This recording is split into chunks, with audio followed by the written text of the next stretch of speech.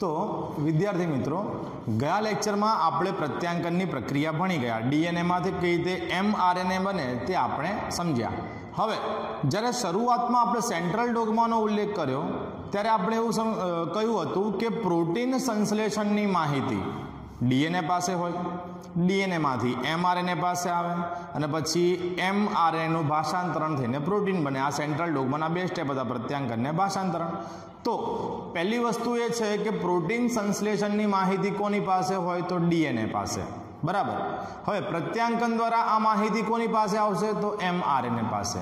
आ माहिती कया स्वरूपे होय तो आ माहिती संकेतो स्वरूपे होय अने आ जे संकेत छे तेने जनीन संकेत तरीके ओळखवामां आवे। तो भाषांतरण समझता पहला आपणे जे थियरी समझवानी छे ते थियरी छे जनीन संकेत, बराबर। जोईए, प्रोटीन संश्लेषणनी माहिती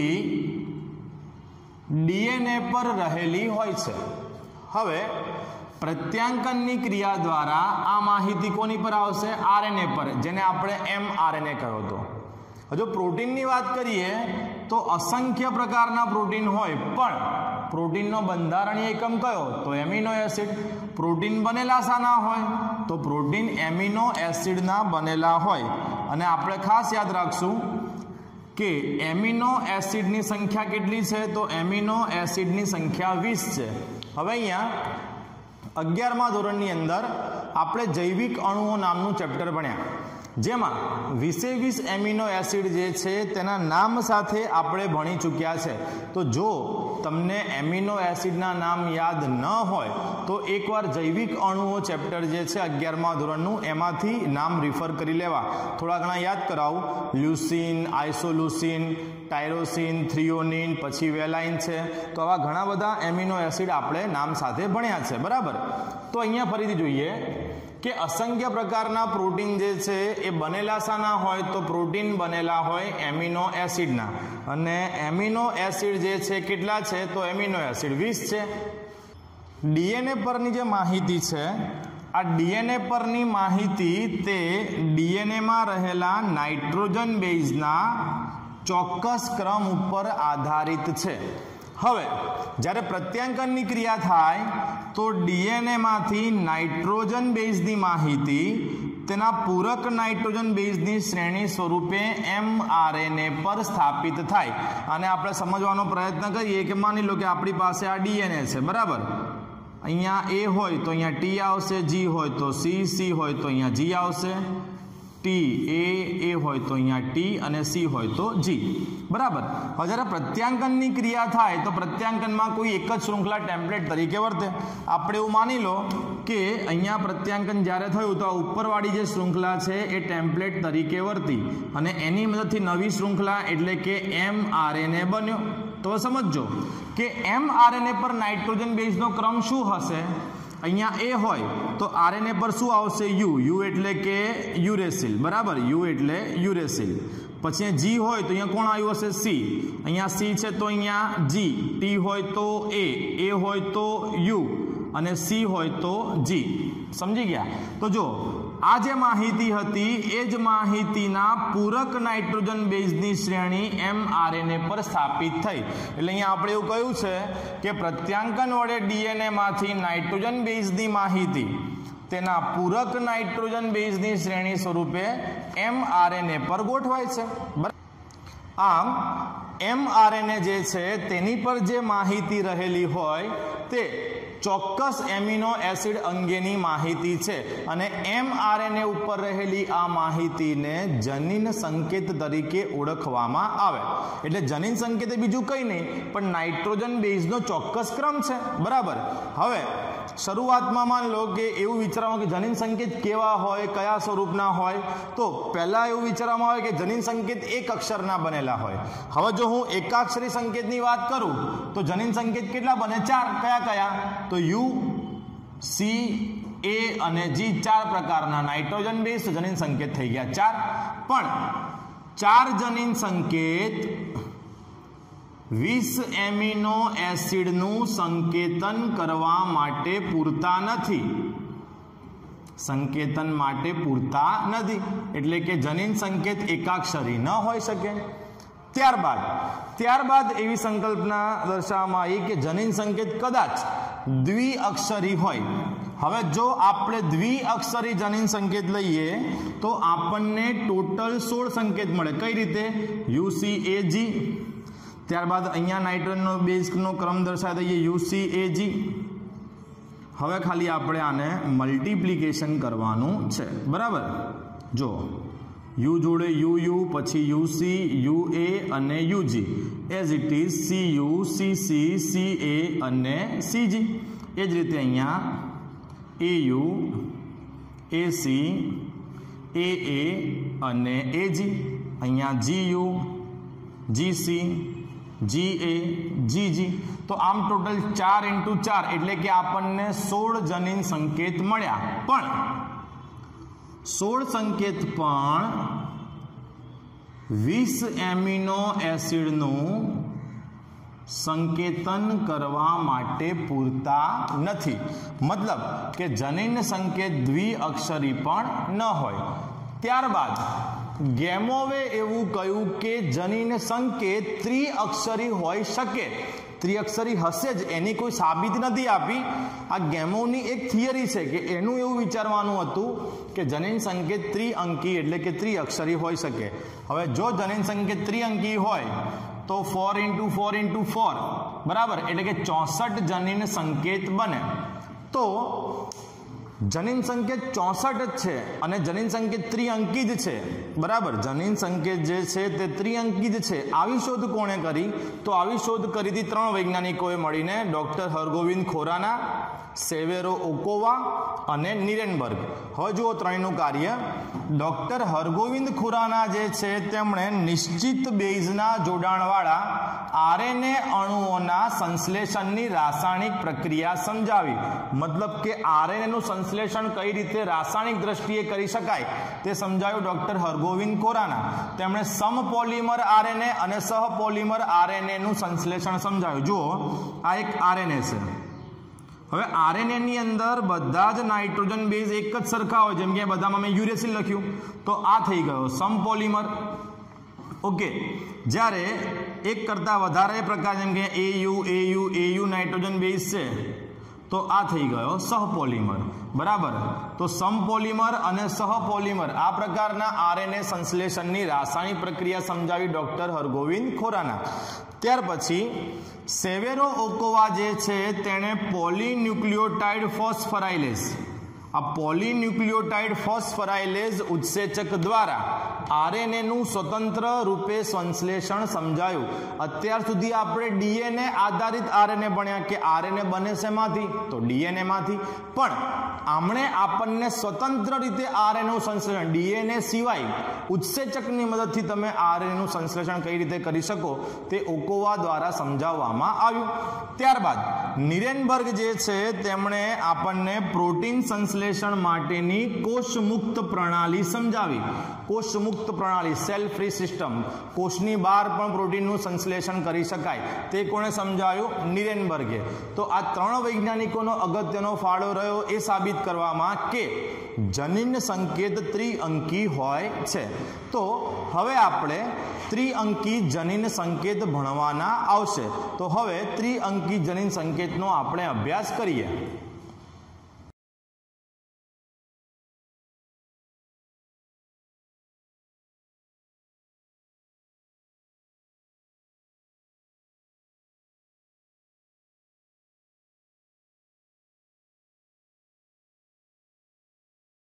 તો ત્રિઅંકી સંકેતનો હવે આપણે અભ્યાસ કરીએ. ત્રિઅંકી સંકેત કઈ રીતે બને? તો જુઓ અહીંયા આપણે બ્લોકમાં UCAG ચારેય નાઇટ્રોજન બેઝ દર્શાવેલા છે. ત્યારબાદ અહીંયા પણ UCAG, બરાબર, અને અહીંયા દરેકે દરેક ભાગમાં UCAG આ પ્રકારે આપણે ગોઠવણી કરેલી છે. હવે સંકેત કઈ રીતે બને? તો જુઓ અહીંયા U છે તો પહેલો U, હવે એનું U જોડે મલ્ટીપ્લિકેશન કરો એટલે U, અને ત્યાંથી પહેલો કયો આવશે? તો U, બરાબર. પછી બીજું અહીંયા U એમનો એમ U જોડે મલ્ટીપ્લિકેશન એટલે U આવશે, ત્યાંથી શું આવશે? તો C આવશે.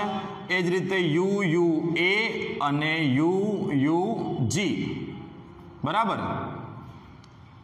એ જ પ્રમાણે અહીંયા જોઈએ તો UC જોડે પહેલો બેઝ આવશે U એટલે UCU UCC પછી UC જોડે ત્યાંથી આવશે A અને પછી UCG ઓકે તે જ રીતે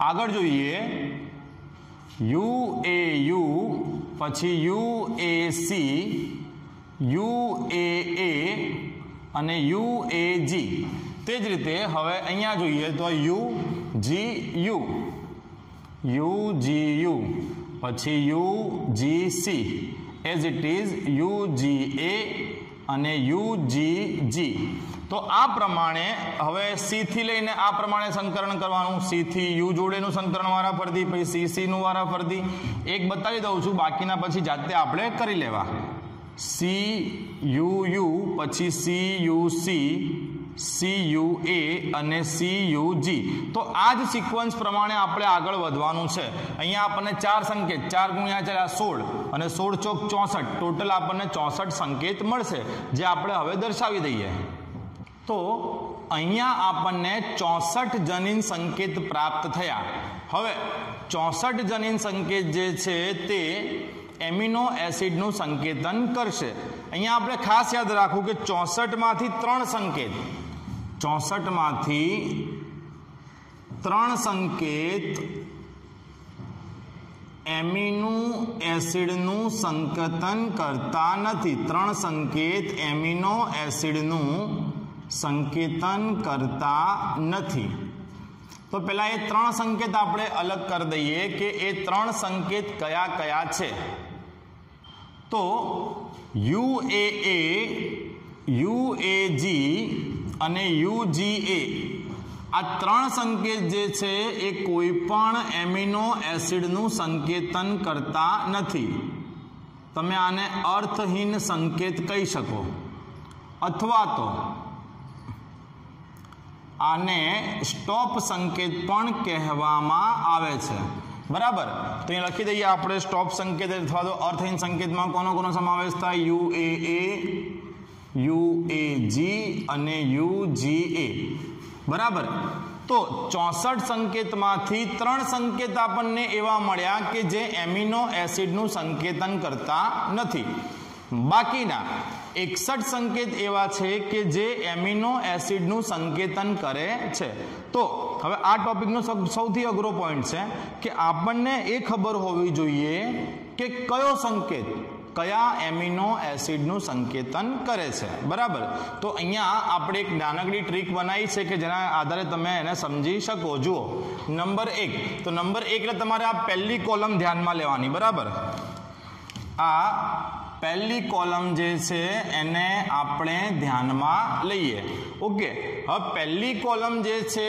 એમાં 26314 તમારે એક આ આંકડો યાદ રાખવો પડશે પહેલી કોલમ 26314 એટલે શું તો પહેલા જો આ 2 સંકેત પછી સળંગ 6 એટલે આ 2 અને આ 4 બરાબર આ સળંગ છે એટલે 6 સંકેત એના પછી 3 સંકેત ત્યારબાદ 1 અને લાસ્ટમાં 4 બરાબર તો અહીંયા 2 નો અર્થ છે કે બંને સંકેત કોઈ એક જ એમિનો એસિડનું સંકેતન કરે છે અહીંયા 6 સંકેત કોઈ એક એમિનો એસિડનું સંકેતન કરે છે અહીંયા 3 સંકેત એ ચોક્કસ એમિનો એસિડનું સંકેતન કરે છે તો પહેલી કોલમમાં શું યાદ રાખવું આપણે 26314 એટલે 26314 ને કઈ રીતે બાય ફોરગેટ કરવાનું એ જરા જોઈ લેજો બરાબર છે હવે કયો સંકેત કયા એમિનો એસિડ માટે છે તો પહેલી કોલમ માટે આપણે એક સ્લોગન બનાવ્યું છે કે ફેલુ સે આઈ મીટ વેલાઇન રિપીટ ફેલુ સે આઈ મીટ વેલાઇન બરાબર હવે જુઓ અહીંયા ફે તો ફે એટલે શું છે તો ફે એટલે કે ફિનાઇલ એલેનિન આ એમિનો એસિડનું નામ છે તો ફે પહેલામાં 2 હતા તો આવી રહ્યું જુઓ ફિનાઇલ એલેનિન માટે સંજ્ઞા છે PHE દર્શાવી દઈએ આપણે તો આ પહેલું ફિનાઇલ એલેનિન તેના પછી 6 માટે લુ ફોર લ્યુસિન તો લ્યુસિનની સંજ્ઞા આપણે દર્શાવી દઈએ LU આ 2 સંકેતો અને આ 4 જે લ્યુસિન જે છે તેનું સંકેતન કરે છે મતલબ કે 6 સંકેત કોનું સંકેતન કર્યું કહેવાય લ્યુસિનનું ત્યાર પછી સે જે છે એનો કોઈ મીનિંગ નથી, ફેલું સે આઈ જે છે એનો અર્થ થાય આઇસોલ્યુસિન. હવે આઇસોલ્યુસિનની સંજ્ઞા છે ILEU, બરાબર. તો આ 3 સંકેત કોના થઈ ગયા? આઇસોલ્યુસિનના. એના પછી મેટનો અર્થ થાય મિથિયોનિન. તો આ એક સંકેત કોનો છે? તો આ સંકેત છે મિથિયોનિનનો. અને લાસ્ટમાં 4 સંકેત વેલાઇન આખું નામ જ લખ્યું છે આપણે, બરાબર. તો આના આધારે પહેલી કોલમમાં કયો સંકેત કયા એમિનો એસિડ માટે છે તે ખબર પડી ગઈ. રિપીટ, શું યાદ રાખવાનું? પેલા પહેલી કોલમમાં 2 6 3 1 4, રિપીટ 2 6 3 1 4, અને ફેલું છે આઇમિટ વેલાઇન, ફિનાઇલ એલેનિન, લ્યુસિન, આઇસોલ્યુસિન, મિથિયોનિન અને વેલાઇન. તે જ રીતે હવે આપણે બીજી કોલમ જોઈએ. તો બીજી કોલમનો આંકડો તો સાવ ઈઝી છે. બીજી કોલમમાં તમારે યાદ રાખવાનું 4 ચોક્કા મતલબ શું? જુઓ તો આ 4 સંકેત એ ચોક્કસ એમિનો એસિડના છે. પછીના 4 અને આ 4, બરાબર. એટલે સેકન્ડ માટે સિમ્પલ યાદ રાખો તમે 4 ચોક્કા. હવે જો સ્લોગન શું છે? તો શેર પ્રોલિન કો થ્રો કર આલા, બરાબર. શેર પ્રોલિન કો થ્રો કર આલા. હવે જો આ શેર ફોર થયું સેરિન. તો સેરિન માટે હું લખી દઉં SER, એની સંજ્ઞા છે. તો આ 4 સંકેત કોનું સંકેતન કરી રહ્યા છે? તો સેરિનનું સંકેત કરે છે. પછીના 4 સંકેત તો એ પ્રોલિનનું સંકેતન કરે છે. ત્યાર પછીના 4 સંકેત તો આ થ્રિયોનિનનું સંકેતન કરશે, એટલે અહીંયા THR ફોર થ્રિયોનિન. ત્યારબાદ છેલ્લા 4 સંકેત જે છે તે એલેનાઇનનું સંકેતન કરે છે. ALA એટલે કે એલેનિન, મતલબ જો શેર એટલે સેરિન, પછી પ્રોલિન, કો જે છે આપણે વાક્ય એડજસ્ટ કરવા મૂકવીએ, થ્રો એટલે કે થ્રિયોનિન, કર આપણે એમને મૂકવીએ, અને આલા ALA એટલે કે એલેનાઇન. તો આ સેકન્ડ જે છે એ પણ ક્લિયર થઈ ગયું. સેકન્ડમાં યાદ શું રાખવાનું આવ્યું આપણે? 4 ચોક્કા સિવાય શું? તો શેર પ્રોલિન કો થ્રો કર આલા, બરાબર છે. ત્યારબાદ ત્રીજું જે છે આપણે ત્રીજી કોલમને ધ્યાનમાં લઈએ તો બરાબર, ત્રીજી કોલમની અંદર આપણે યાદ રાખવાનો 2 નો આંકડો.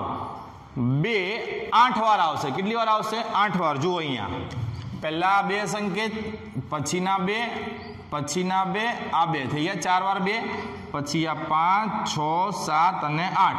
ટૂંકમાં 8 વાર 2 આવે. શેમાં?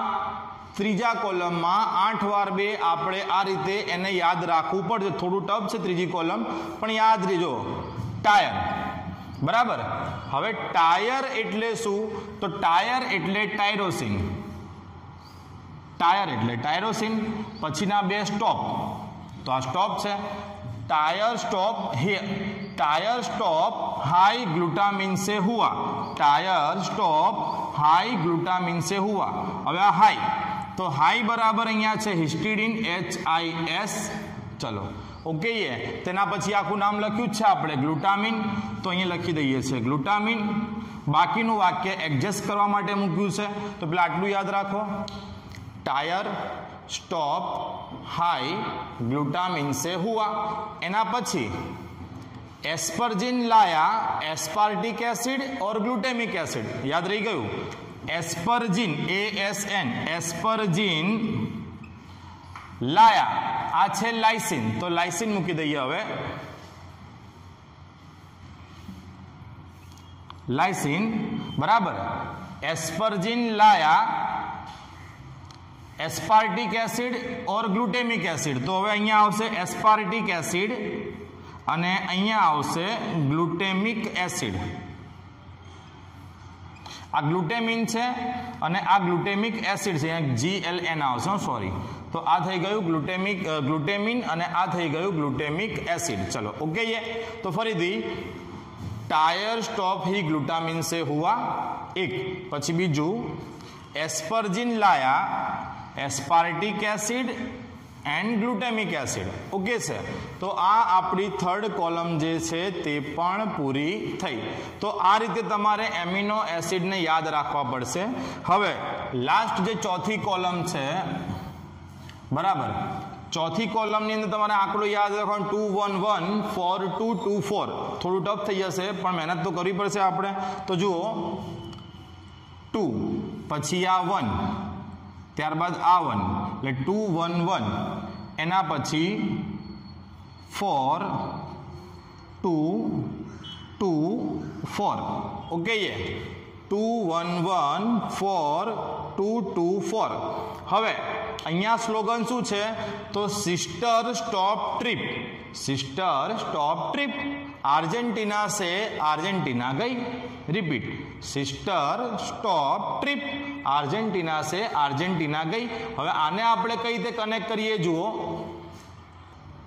તો અહીંયા પહેલા બે સંકેત એટલે 2 એમાં સિસ્ટર મતલબ કે 16 પછી સ્ટોપ તો આ છે સ્ટોપ સંકેત આપણને ખબર 16 સ્ટોપ ટ્રીપ માટે TRY બરાબર TRY આ શું છે તો આ છે થ્રીઓનિન પછી આર્જેન્ટિના બરાબર આર્જેનિન સે એટલે કે સેરિન રિપીટ આર્જેન્ટિના બરાબર આર્જિનિન અને ગઈ બરાબર ગ્લાયસિન મતલબ GLY જો ફરીથી 16 પછી સ્ટોપ સંકેત એના પછી છે થ્રીઓનિન એના પછી છે આર્જિનિન સેરિન આર્જિનિન અને લાસ્ટમાં છે ગ્લાયસિન તો આ રીતે તમારે સંકેતોની સામે એમિનો એસિડ જે છે સરળતાથી યાદ રાખી શકો આમાં ઘણી બધી વાર આપણને પ્રશ્ન પૂછાયો કે ભાઈ ફિનાઇલ એલેનિન માટે કેટલા સંકેત હોય તો જો આને ધ્યાનથી આપણે જોઈએ તો આ બે સંકેત ફિનાઇલ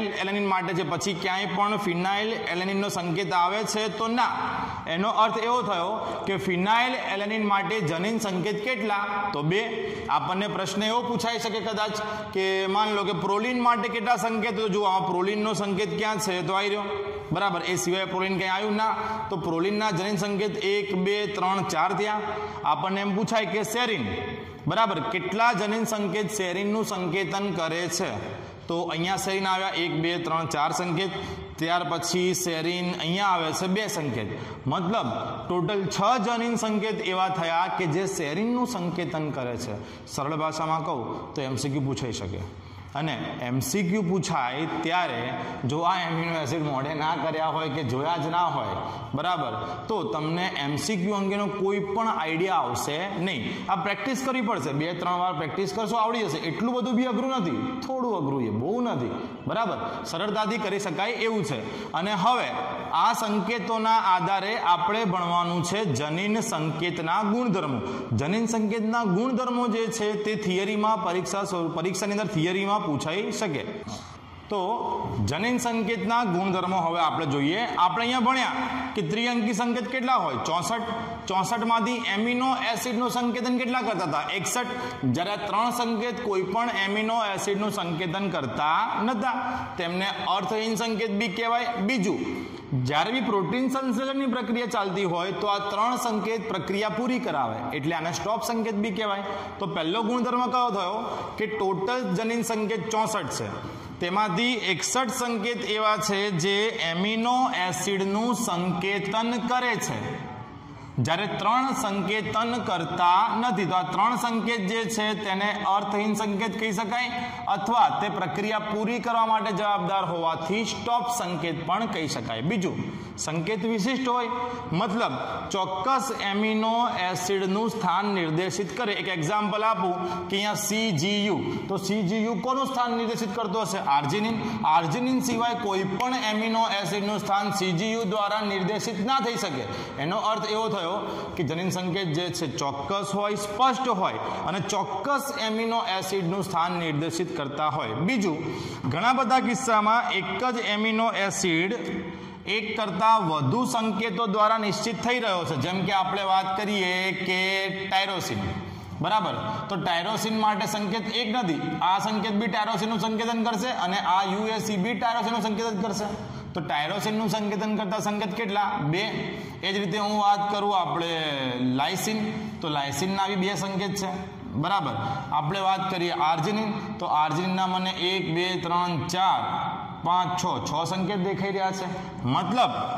એક એમિનો એસિડ એક કરતાં વધુ સંકેતો દ્વારા પણ નિશ્ચિત થતો હોય અને જ્યારે એક એમિનો એસિડ એક કરતાં વધુ સંકેતો દ્વારા નિશ્ચિત થાય તો તેને અવનત સંકેતો કહેવામાં આવે છે. બીજું, જનીન સંકેત સર્વવ્યાપી છે. માન લો મનુષ્યની અંદર જે આ છે આપણે આર્જિનિન સીજીયુ જે છે એ આર્જિનિન દર્શાવે, તો બેક્ટેરિયાની અંદર બી આર્જિનિન સીજીયુ દર્શાવતું જ હશે. સમજ પડી? એટલે કોઈ પણ પ્રાણીમાં જનીન સંકેત જે છે એ તો સમાન જ રહેવાના અને ચોક્કસ એમિનો એસિડનું જ સંકેતન કરશે. પણ કણાભસૂત્ર અને કેટલાક પ્રજીવોની અંદર જનીન સંકેતો જે છે એ અપવાદ સ્વરૂપે જોવા મળે, મતલબ કે એમાં થોડા ફેરફાર જોવા મળે છે, બરાબર, પણ નેગ્લિજેબલ છે, બહુ ઓછા એવા છે. બાકી જનીન સંકેત સર્વવ્યાપી એ બધામાં એ કેવા હોય, સમાન કાર્ય કરતા હશે. ત્યાર પછી આપણે વાત કરીએ એયુજી આવી રહ્યું. એયુજી જે છે એને પ્રારંભિક કારક, ફર્સ્ટ પ્રારંભિક કારક બી કહેવાય. હવે અહીં જો એયુજી બે કામ કરે. એક, એયુજી પોતે કોનું સંકેતન કરે તો મિથિયોનિનનું, તેનું પહેલું કાર્ય કયું કે મિથિયોનિનનું સંકેતન કરે. અને બીજું કે હંમેશા mRNA ઉપર પહેલો સંકેત બી એયુજી જ હોય, મતલબ પ્રક્રિયાના પ્રારંભનું બી કાર્ય કરે છે. તમે એને પ્રારંભિક સંકેત પણ કહી શકો. તો એયુજીના બે કામ થયા, એક તો પ્રારંભિક સંકેત બી છે, બીજું મિથિયોનિનનું પણ સંકેતન કરે છે. તે જ રીતે આગળ જોયું આપણે UAA, UAG અને UGA આવી રહ્યા. UAA, UAG અને UGA તો તે કોઈ પણ એમિનો એસિડનું સંકેતન કરતા નથી, તેમને સ્ટોપ સંકેત તરીકે ઓળખવામાં આવે છે. અને લાસ્ટમાં જનીન સંકેતનો ક્રમ અને પ્રોટીન અણુમાં રહેલા એમિનો એસિડનો ક્રમ રેખીય સમાંતરતા દર્શાવે. માની લો કે mRNA ઉપર પહેલો સંકેત એયુજી, તો પ્રોટીનમાં પહેલો એમિનો એસિડ કયો આવશે? મિથિયોનિન. માન લો કે mRNA પર પહેલો સંકેત જે છે સીજીયુ, સીજીયુ કોના માટે? આર્જિનિન માટે, બરાબર છે. તો ત્યાં પ્રોટીન કયું આવશે? અરે કયો એમિનો એસિડ આવશે? તો આર્જિનિન આવશે. માની લો કે ત્રીજો સંકેત જે છે એજીયુ છે, તો એજીયુ કોના માટે હોય? સેરીન. તો પ્રોટીનમાં ત્રીજો એમિનો એસિડ કયો આવશે? તો સેરીન આવશે. કહેવાનો અર્થ છે કે સંકેતના આધારે એમિનો એસિડ ગોઠવાશે, મતલબ જે પ્રમાણે સંકેત તે પ્રમાણે પ્રોટીનમાં રહેલા એમિનો એસિડ, તો તે રેખીય સમાંતરતા દર્શાવે છે. તો આની સાથે વિદ્યાર્થી મિત્રો આપણે જનીન સંકેત જે છે તે પૂરા કર્યા. જનીન સંકેતના ગુણધર્મો થિયરી જે છે એ પરીક્ષામાં આપણને પૂછાઈ શકે એમ છે. હવે જો આપણે સેન્ટ્રલ ડોગમાં ભણવાનું હતું, જે આપણું મેઇન ટોપિક છે, એમાંનું એક સ્ટેપ આપણે ભણી ગયા છે. ડીએનએમાંથી mRNA કઈ રીતે બન્યો એટલે કે પ્રત્યાંકન, ત્યારબાદ જનીન સંકેત ભણ્યા. અને હવે સેન્ટ્રલ ડોગમાનું બીજું સ્ટેપ જે આપણે ભણવાનું આવશે તે છે ભાષાંતરણ, ટ્રાન્સલેશન, મતલબ કે mRNA માંથી પ્રોટીન કઈ રીતે બને. તો mRNA માંથી પ્રોટીન કઈ રીતે બને જો આપ એ સમજવા માંગતા હોવ, એને ઇઝીલી કન્વે કરવા માંગતા હોવ, તો તમને પ્રત્યાંકન પણ આવડવું જોઈએ અને આ જનીન સંકેત પણ તમને આવડવા જરૂરી છે. તો ભાષાંતરણની પ્રક્રિયા સરળતાથી સમજી શકાશે. તો આજે અહીં સુધી રાખીએ. આવતા લેક્ચરમાં આપણે ભાષાંતરથી શરૂઆત કરીશું.